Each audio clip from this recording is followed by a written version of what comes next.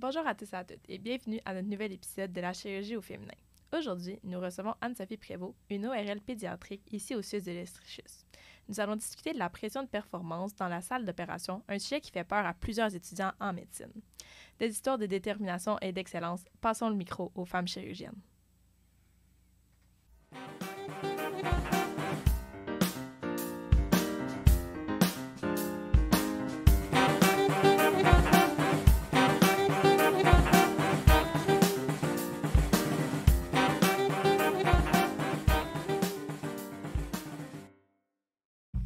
Bonjour, Dr Prévost. Bienvenue au podcast La chirurgie au féminin. On est très contente de vous avoir parmi nous aujourd'hui. Puis pour commencer, là, on vous laisserait vous présenter un peu votre parcours scolaire, puis votre pratique aussi de tous les jours. Ça ressemble à quoi? OK, merci. Donc, tout d'abord, moi, je suis ORL au CIUS de l'Estrichus. J'ai fait ma surspécialité en ORL pédiatrique. J'ai tout d'abord fait ma médecine à l'Université Laval. Par après, j'ai fait ma résidence à l'Université de Sherbrooke en ORL.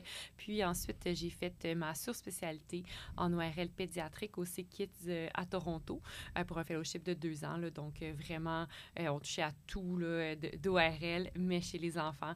C'était vraiment un super fellowship. Puis, je suis de retour là, depuis septembre 2022 au CHUS, là, en fait. Puis, depuis ce temps-là, je travaille là-bas. J'adore ça. J'ai une pratique, je vous dirais, autant une pratique générale, parce que ça reste qu'on est des ORL généraux, somme toute, mais ma pratique est très concentrée sur la pédiatrie. Donc, je dirais, je fais environ 85%, si ce n'est pas 90%, là, de la pédiatrie. Mais sur les gardes, on touche à tout, là. OK. Puis, qu'est-ce qui a fait que vous avez décidé de pratiquer à Sherbrooke et non pas, par exemple, à Sainte-Justine, où que là, vous auriez fait comme 100% de l'ORL pédiatrique? Est-ce qu'il y avait une raison particulière ou... C'est une excellente question. J'ai eu beaucoup d'opportunités. C'est sûr qu'avec mon conjoint aussi, il est médecin, il est chirurgien général. Premièrement, avoir des postes comme en centre universitaire, puis parce qu'on a fait les deux, là, des fellowships. Donc, c'est pas facile. Puis, en plus, on a eu la chance d'avoir un poste là, dans notre milieu qu'on a fait la résidence. Fait que c'est un milieu qu'on connaissait. On savait que nos équipes, mon équipe, je peux pas parler pour lui, là, mais mon équipe d'ORL était incroyable. Tu sais, on veut pas, plus tard, tu sais, quand on travaille, on passe beaucoup de temps là, au travail. Donc, c'est important d'avoir une équipe là, super avec qui on aime travailler, qui nous donne le goût de se lever le matin. Donc, vraiment, moi, c'est l'équipe qui a fait la différence. Puis aussi, la motivation d'être la première ORL formée pédiatrique à revenir au CHUS. Il y a vraiment un besoin là, en ORL pédiatrique. Ça m'a permis là, d'implanter un petit peu là, la sous-division là, du service, puis de faire des chirurgies qu'on faisait jamais avant ici là, en Estrie, qui se faisaient avant justement juste à Sainte-Justine, au CHUL ou autre. Donc, il fallait vraiment délocaliser des fois les parents, les enfants, les familles pour des chirurgies plus complexes qui se faisaient ailleurs. Donc, ça, c'est vraiment ça qui m'a motivée là, de développer une nouvelle sous-division là, de l'ORL. C'est super intéressant d'avoir créé une nouvelle sous-spécialité, en fait, en ORL. Comment est-ce que vous avez rencontré des défis à la création de ça? Comment ça s'est... tout ça s'est arrimé, là? Donc, oui, il y a eu beaucoup de défis. Premièrement, au début, c'est de montrer qu'on est là qu'on est revenu, parce que tu veux quand même avoir des références. Habituellement, ils sont habitués d'envoyer à Sainte-Justine ou Children's à Montréal. Donc, c'est de montrer qu'on est là. Ensuite, c'est sûr que c'est quand même, stressant de revenir dans un milieu que les chirurgies se sont jamais faites. C'est sûr qu'en début de pratique, c'est pas facile de s'installer, de commencer. Tu sais, oui, t'es résident, t'es fellow, t'es capable de bien faire les chirurgies, puis ça va bien, t'as pratiquement pas de complications, tu penses que t'es super bon. Puis là, tu reviens en pratique, c'est pas facile de se dire, là, écoute, faut pas que ça complique, il faut que ça aille bien. Fait qu'il y avait cette pression-là de faire des chirurgies qui se sont jamais faites ici. Puis, en plus, tu veux vraiment pas de complications. On n'en veut jamais, mais on en veut encore moins. Tu veux que les gens, tu sais, aient confiance, qui veulent faire des cas avec toi. Tu sais, des fois, on a des cas conjoints. On veut que les anesthésistes te fassent confiance aussi. Nous, on partage beaucoup les voies respiratoires en ORL, surtout pédiatrique. Donc, tu veux qu'ils te fassent confiance, qu'ils ont le goût de travailler avec toi. Parce que sinon, après ça, c'est facile de dire, bon, ben elle, pas trop bonne, on va l'envoyer ailleurs. Donc, il y avait un peu cette pression-là, peut-être fausse, que je me faisais, mais je voulais que tout aille bien, de ne pas avoir de complications. Puis ensuite, ben, il y a toujours aussi l'achat de matériel. C'est du matériel qu'on n'avait pas. De nos jours, c'est pas facile de passer des commandes, tout est back-order, fait que c'est d'arrimer avec ça aussi, de se dire, bon, mais j'ai un cas cédulé, mais je vais-tu avoir mon matériel à temps? Est-ce qu'il va fonctionner comme il faut? Donc, il y a ça aussi, cet aspect-là de rien oublier, là, de se dire, je veux donner mon meilleur, mais je veux être capable de le faire aussi, là. C'est vraiment intéressant de partir à zéro comme ça, puis de construire quand même une nouvelle clientèle à Sherbrooke. Puis, ça nous amène un peu aussi à parler de ce qu'on voulait parler avec vous, là, la pression de performance en salle d'opération. Là, vous parliez justement du stress un peu de ne pas avoir de complications, que tout se passe bien. Est-ce que c'est difficile de vivre avec ce stress-là à tous les jours? Comment que vous avez réussi avec les années à passer par-dessus ça? Ben, je dirais c'est l'expérience. Plus tu es confiant, plus tu as fait une chirurgie plusieurs fois, ben moins tu vas être stressé. Fait que c'est sûr qu'au début, de faire, comme je disais tantôt, des chirurgies qui se sont jamais faites ici, ben c'est plus stressant au début, mais après ça, ça vient un peu ton pain, ton beurre. Tu dis, ben je suis capable, ça va bien. Fait que ça, la pression en salle d'op, ben ça... de performance, de ne pas avoir trop de complications, ça s'estompe avec le temps, je dirais. Puis, la pression en salle d'op, c'est pas juste de ne pas avoir de complications. On a, la réalité, c'est qu'on a notre liste opératoire, puis tu as un temps maximal. Fait que il faut qu'à 4 heures, ta salle soit finie. Il ne faut pas que tu dépasses. Je sais que dans les nouvelles, on dit « Ah, ben là, on va être un peu plus accommodant. » Faut, même si ça dépasse de 15 minutes, il faut que le dernier patient rentre. C'est pas encore ça, je vous dirais. La réalité, on manque de personnel. C'est malheureux, mais c'est ça. Fait que, si, exemple, à 2h30, tu veux rentrer ton dernier patient, puis une petite possibilité de finir 15 minutes plus tard, ils vont te couper le patient. Si justement, il y a d'autres salles qui débordent, qui ont commencé avant ton dernier cas, il y a d'autres salles qui prévoient déborder. S'il y a déjà plein de patients, plein de cas sur la liste d'urgence, ils vont t'annuler. Fait que tu as toujours la pression de dire, OK, il ne faut pas, j'ai des complications, il faut que je finisse mes cas à temps. Puis aussi, il faut... Tu ne peux pas dire, je ne veux pas annuler de patient, parce que, exemple, je ne veux pas annuler mon dernier cas, donc je vais mettre une plus petite liste. Mais si tu finis trop tôt, on a des obligations aussi du ministère, ils regardent ça aussi, là. Fait que, bref, il faut optimiser le temps opératoire à 100%. Fait qu'on est vraiment avec ça. Puis, on a un système qui s'appelle Opéra. Il y a tes statistiques comme chirurgien. Si, exemple, je fais une adénoamédalectomie, c'est standardisé. Moi, ça me prend tant de temps. Donc, ils bâtissent le programme un peu sur ce que tu as sur ton temps opératoire, fait qu'ils te le maximisent. Fait que tu as un peu moins le droit à l'erreur. Fait que si un cas, finalement, il complique un petit peu, il te prend plus de temps, bien là, le 15 minutes que tu as perdu, ça peut faire en sorte que tu ne feras pas ton dernier. Fait qu'il y a le temps qui est limité. Il y a aussi, on est en milieu universitaire, il n'y a pas juste moi qui opère, il y a les résidents, il faut qu'ils apprennent, il faut que tu te laisses du temps pour leur enseigner. Veux pas, c'est plus long si eux, ils opèrent puis tu leur fais de l'enseignement. Fait qu'il y a toute cette pression-là aussi. Puis après ça, une fois que la chirurgie est finie, bien là, entre les cas, moi, je fais, comme je vous ai dit, de la pédiatrie. Il faut que tu ailles voir les parents, il faut que tu les rassures, il faut que tu répondes à leurs questions, il faut que tu vois le prochain enfant avec ses parents, répondre à leurs questions. Fait que toute la journée, ça roule, là, ça l'arrête pas, là. OK, oui. C'est la première fois qu'on entend le concept de statistiques d'apport en chirurgie. Est-ce qu'il y a des conséquences si on ne respecte pas, si nos statistiques ne sont pas à la hauteur de ce qu'elle devrait l'être? Non, il n'y a pas de statistique de temps standardisé pour une telle chirurgie.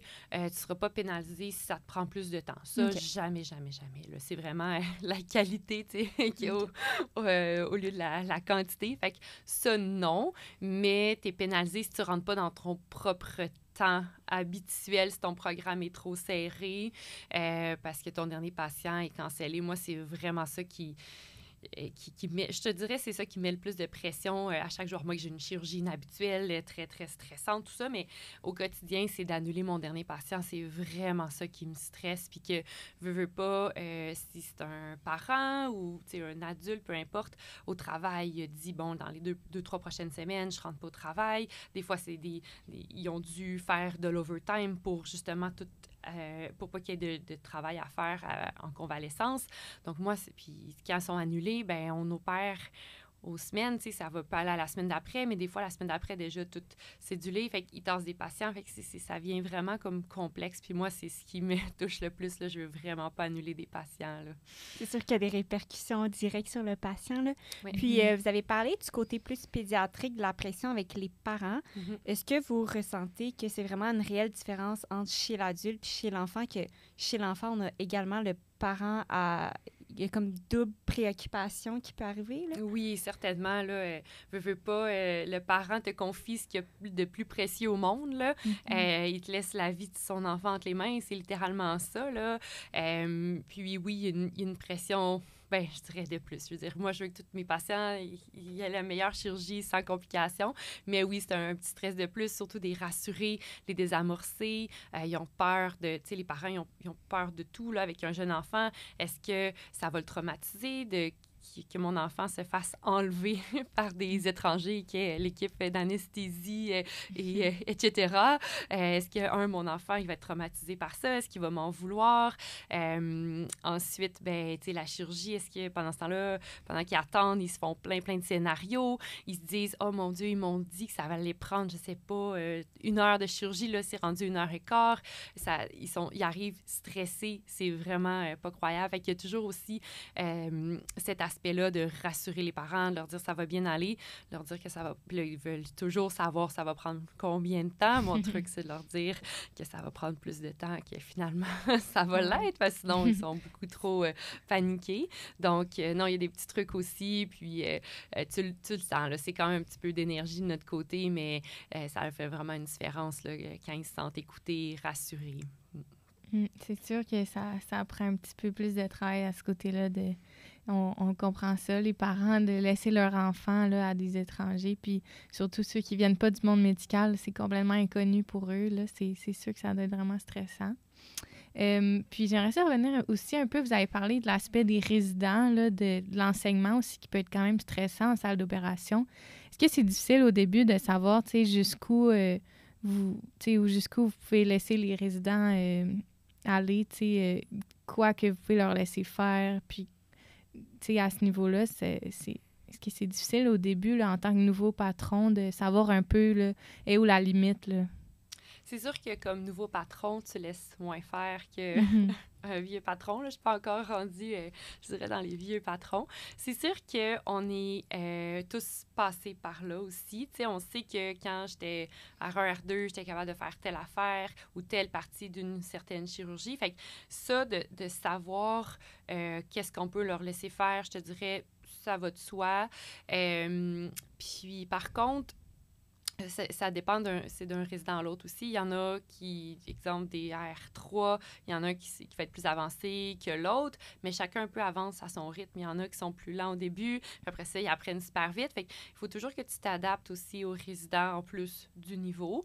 Non, ça va quand même bien, puis ils veulent se sentir que tu leur fais confiance.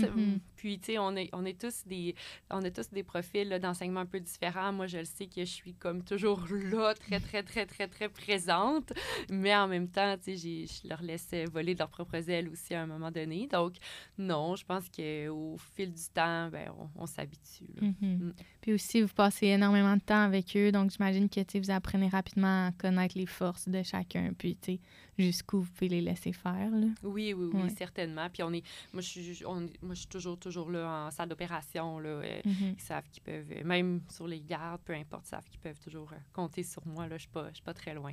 OK, mais c'est ça, justement, les gardes, est-ce que les résidents sont seuls à l'hôpital, puis dans le fond, s'ils ont besoin, ils vous appellent ou comment ça se passe? La façon que ça fonctionne en ORL, d'une spécialité, surtout chirurgicale, à l'autre, ça varie. Nous, on n'a pas beaucoup de résidents.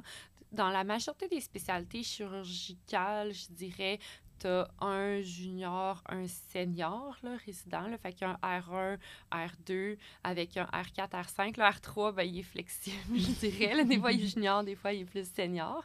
Mais en ORL, c'est juste un résident. Donc, c'est sûr que sur les gardes, dépendamment des cas, tu sais, R5 va être très autonome. Il y a des R5 qui me veulent pas. Je suis comme, non, mais je peux venir t'aider. Comme, non, je veux pas. Ils veulent être indépendants, ils veulent être capables, justement, la pratique arrive bientôt, ils veulent être capables de tout gérer. Fait que, bon, c'est tel quel. Mais c'est sûr que quand il y a des gros cas, on est toujours là. Peu importe le niveau, on est toujours là.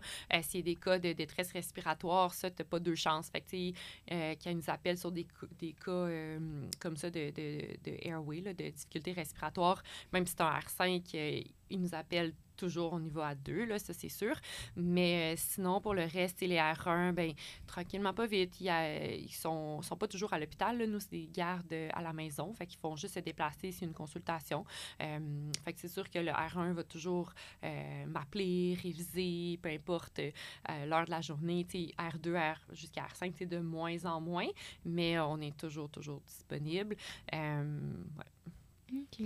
Puis, on a parlé de la pression en tant que patron, la pression en tant que résident. Tu sais, là, les R1 sont beaucoup accompagnés. Est-ce qu'ils ont quand même cette pression-là de j'imagine que oui, une pression de performance. Est-ce qu'elle augmente au fil des années ou c'est pas nécessairement linéaire? Non, je dirais que, ben, je retourne comme je parle en tant que quand j'étais résidente.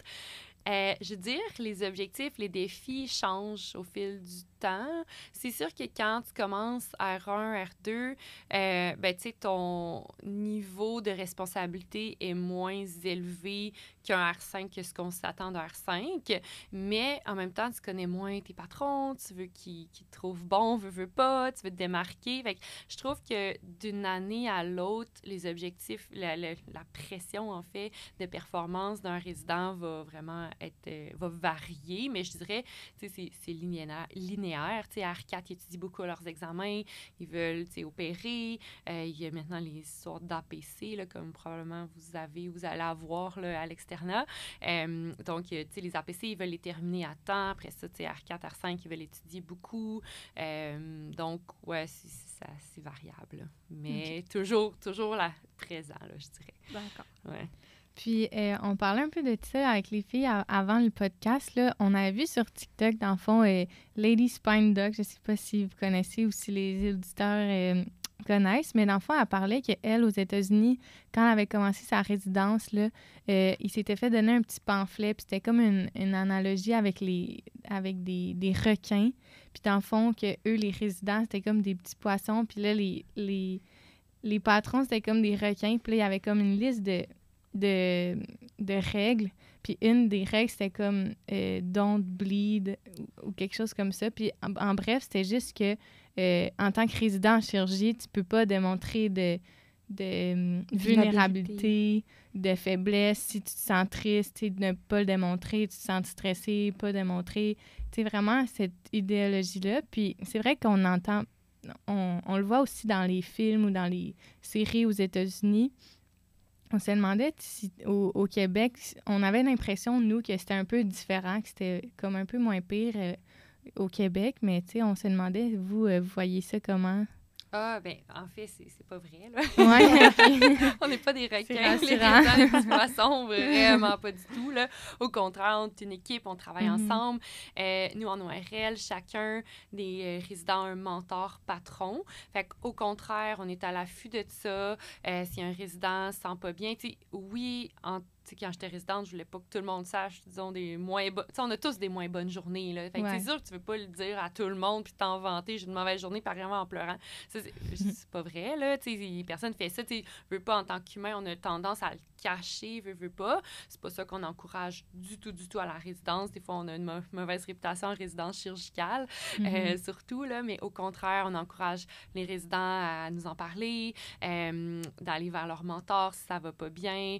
On est au courant un peu. Nous, on a un petit programme, fait qu'on est au courant un petit peu de tout, là. S'il y en a que ça va moins bien, malheureusement, dans leur relation, je sais pas, avec conjoint ou autres, qui ont des situations difficiles, on s'en parle entre nous, puis on dit, écoute, ce résident-là, c'est un petit peu moins bien. C'est aujourd'hui en salle d'op, c'est moins sa journée, là, c'est pas le temps...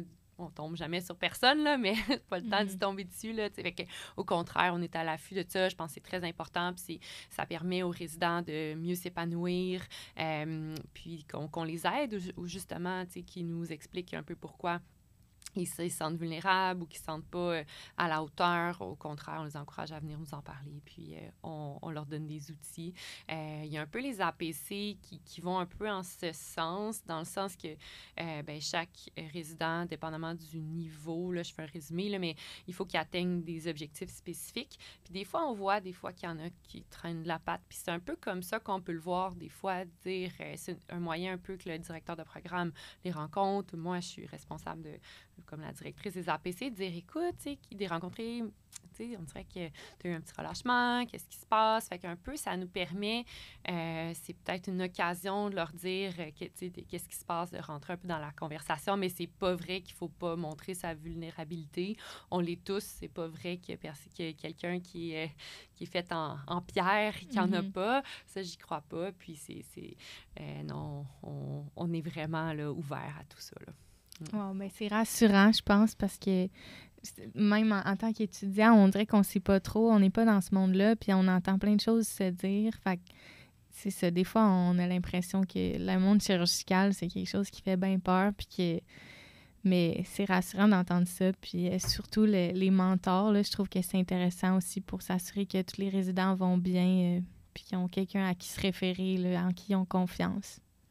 Cette dynamique-là, résident-patron, est-ce qu'elle était la même quand vous étiez au fellowship? Est-ce que ça allait changer, premièrement? Puis si oui, comment? Tu parles entre moi, quand j'étais résidente, puis mes patrons, puis après ça, fellow et mes patrons. Oui, c'est ça, exact. OK, comme les deux mondes, les deux milieux. Oui, les deux mondes, puis vos responsabilités, puis votre pression en tant que... Tu sais, vous êtes plus dans un mode, d'apprentissage en résidence, encore en fellowship, mais on est quand même rendu à une coche de plus. Comment ça a évolué?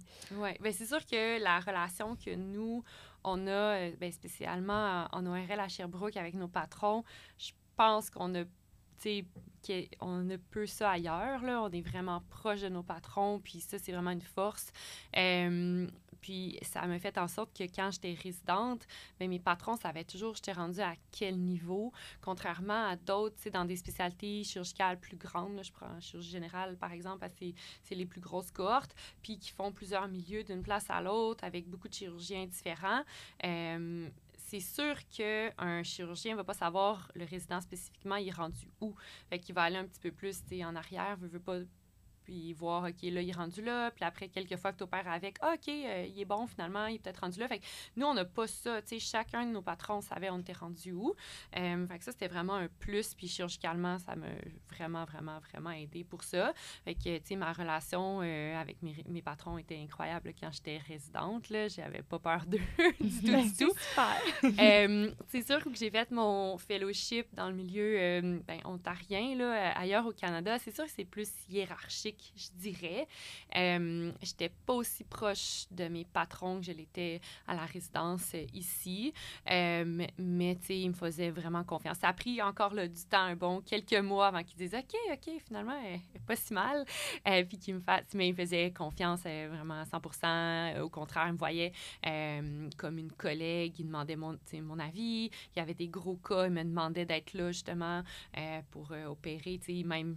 Des fois, je leur apprenais des petits trucs. Ils me disaient « Ah, comment tu fais? T'es pas pire pour trouver, exemple, l'artère thyroïdienne rapidement. C'est quoi tes trucs? » Fait qu'on s'échangeait des choses. C'est peut-être plus, rendu à un certain niveau, plus de collègues, plus que quand t'es résident, là. Tu j'avais rien à apprendre à mes patrons à la C'est le contraire. résidence. Fellowship, un petit peu plus. Ça fait en sorte que, tu sais, exemple, surtout en péd, tu sais, c'est très large, la pédiatrie, alors que j'avais fait quand même beaucoup de chirurgie du cou, head and neck. Bien là, quand j'arrivais en fellowship, je me disais, ah oui, OK, ben montre-moi. Puis c'est vraiment plus un esprit de collégialité, là. Mais j'étais pas aussi proche d'eux qu'à la résidence, là. Ouais. Mais tu sais, veux pas, tu passes 5 ans à la résidence avec tes patrons aussi. Oui, c'est sûr. Fellowship, moi, c'était 2 ans. Puis il y a aussi la barrière un peu linguistique aussi. Oui. Tu sais, je parle très bien en anglais, mais c'est pas ma langue maternelle. Puis t'es moins spontané aussi, je trouve, en anglais. Je trouvais que j'étais moins moi-même aussi, là. Mais non, c'est pour ça. Mais ça a très bien été. J'adore mes patrons. Je leur parle encore, mes patrons de ces kids, là. Mais c'est une mentalité un petit peu différente, là, je dirais, le milieu anglophone ontarien, là. OK. Dans votre fellowship, est-ce que c'était seulement la pédiatrie ou vous étiez plus concentré sur certains types de chirurgie? Chirurgie en pédiatrie Oui. ou... non, moi, c'était vraiment juste l'ORL pédiatrique là, à OK. Kids à Toronto pour qu'un enfant soit admis là, il faut soit qu'il soit très, très, très malade là, ou que la pathologie chirurgicale soit complexe. Donc, si tu as un enfant en santé qui a besoin d'adénoamidal tube, il va aller en communauté. Là, ça, ils sont comme pas acceptés. Il faut vraiment que ça soit un des deux critères. Mais comme l'ORL, c'est très, très, très, très large, j'avais quand même chaque patron avait quand même un dada. Il y en a qui étaient plus en airway, fait qu'en voie respiratoire, soit en obstruction, tu sais, comme aiguë chronique, malformation congénitale. J'avais d'autres patrons qui faisaient de l'oreille, de l'implant cochléaire, là. Fait que ces kids, en fait, c'est le centre universitaire qui fait le plus d'implants cochléaires pédiatriques en Amérique du Nord. Donc, il y avait un gros volume d'implants cochléaires. Il y en a 2 qui faisaient ça. Il y en a un autre qui faisait surtout de l'oreille, plus de base, cholestéatome, tympanoplastie. Il y en a un qui faisait quand même plus une sous-spécialité de head and neck, fait que tout ce qui est cou, puis un autre plus en sinus. Fait que ça touchait comme toutes les sphères de l'ORL, mais en pédiatrie. Puis, nous, on avait habituellement deux salles qui roulaient, des fois plus, là, des fois on manquait de monde, de résidents puis de fellows pour les couvrir, là. Mais moi, tu sais, veux pas, par intérêt, ben, j'ai touché à tout, mais il fallait quand même que je définisse un petit peu les priorités, vu que j'allais être la première ORL formée pédiatrique à revenir au CHU. Donc, il fallait que je me dise, bon, c'est quoi que je veux en priorité, qu'est-ce que je veux ramener, puis je veux pas, c'est quoi mes intérêts, là. J'aime pas faire des choses que j'aime pas faire, là, comme beaucoup de gens. Donc, moi, je m'étais plus concentrée, je devrais dire, là, je veux pas dire sur-spécialisée, c'est pas vrai. Je me suis plus concentrée en voie respiratoire, en malformation, là, head and neck, là, cervicale, sinus aussi, pédiatrique, oreille, tu sais, j'en ai fait. J'ai fait des implants cochléaires. La réalité, c'est qu'on n'en fait pas à Sherbrooke. Puis même Montréal, c'est tout récent qu'ils ont de l'implant cochléaire. Fait que j'ai pas d'intérêt, puis il n'y a pas assez de volume en estrie pour faire cette chirurgie-là. Puis après ça, de l'oreille, j'ai déjà des collègues qui en font aussi, mais tu sais, j'ai des pannes, puis tu sais, je fais des choses de base en oreille, je fais rien de poussé. Donc, c'est un peu comme ça que je me suis spécialisée en quelques petits trucs, là. OK. Puis si je comprends bien, dans le fond, avant d'aller faire votre fellowship, vous saviez déjà que vous alliez ramener cette surspécialité-là à Sherbrooke? C'est une excellente question. En fait, quand je suis partie en fellowship, je savais pas officiellement que je revenais à Sherbrooke. Okay. Les probabilités étaient très, très, très fortes, là, mais j'avais pas signé. Fait que tant que c'est pas signé, c'est pas fait, là. Il fallait attendre le prême, en fait, là. Fait que le poste, là, c'est octroyé par les gouvernements. Dans chaque spécialité, tu as des postes. Puis nous, on attendait un poste. Puis finalement, on en a eu un de plus.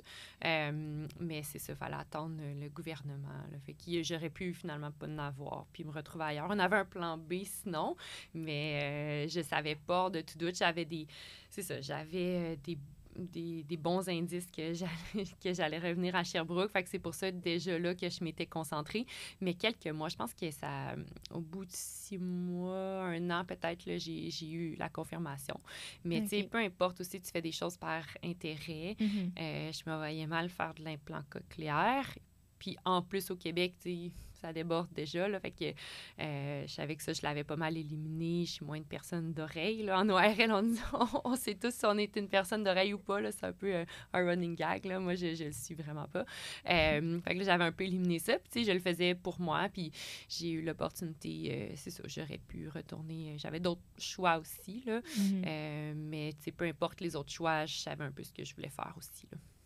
Okay. Puis, est-ce qu'il y a encore à ce jour, là, vous êtes la seule ORL pédiatrique à Sherbrooke ou il y en a eu d'autres depuis? Formée pédiatrique, je suis la seule. J'ai une collègue en or, d'ailleurs, qui, tu sais, veut pas, il y avait un besoin quand même criant d'un ORL pédiatrique qui a développé un intérêt en ORL pédiatrique, là, vraiment avant que je revienne. Là, c'est depuis toujours là, qu'elle est là.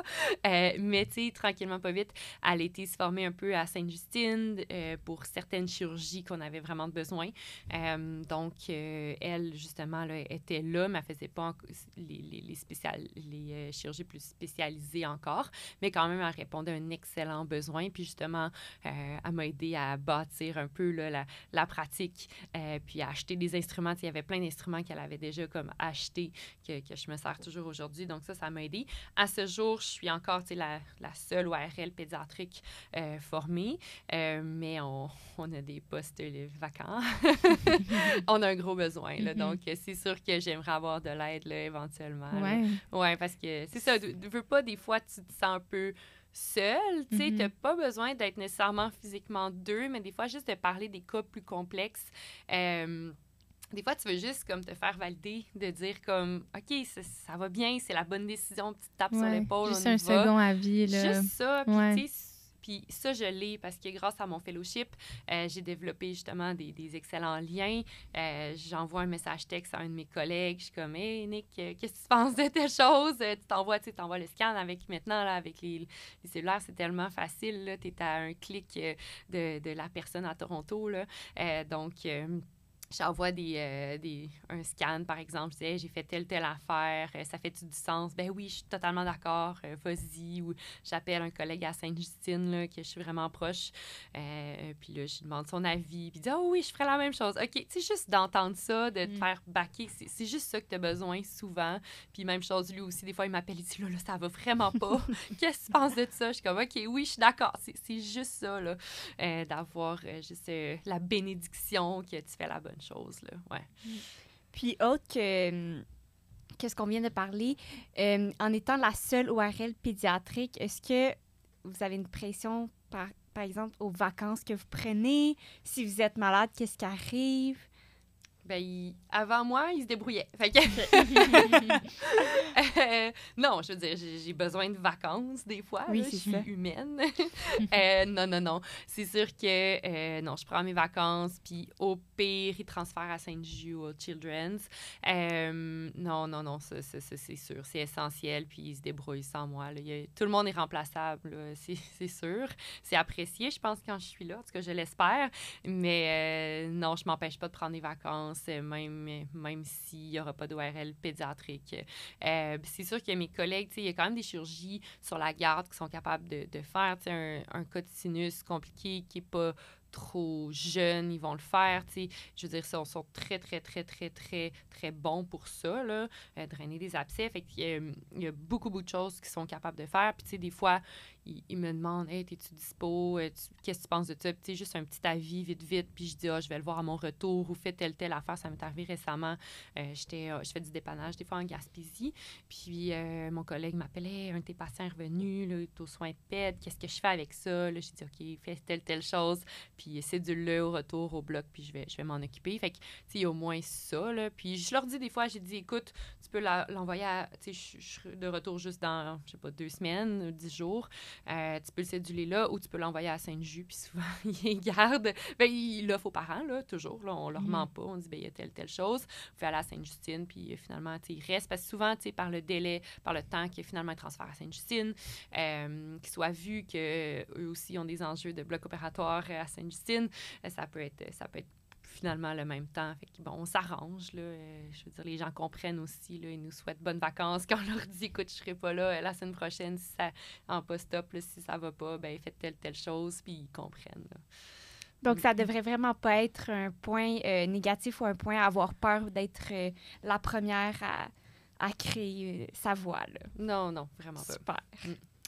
Bien, ce serait déjà bientôt la fin de l'épisode. Là, on a vraiment eu des belles discussions très variées là, sur plein de choses. Fait que, ben, on vous remercie beaucoup. Puis ça a été super intéressant. Je pense que les étudiants qui vont écouter ça, ils vont vraiment apprécier aussi. Donc, merci d'avoir été parmi nous. Mais ça fait plaisir. Merci de m'avoir invité. C'était vraiment agréable.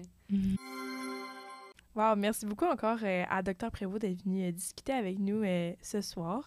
C'était vraiment super enrichissant d'avoir notre première ORL ici au podcast. Puis c'est vraiment aussi le fun qu'on puisse déconstruire certains mythes là, que je pense que beaucoup d'étudiants avaient sur la salle d'opération. Donc, on vous remercie de votre écoute, puis on vous voit au prochain épisode. À la prochaine!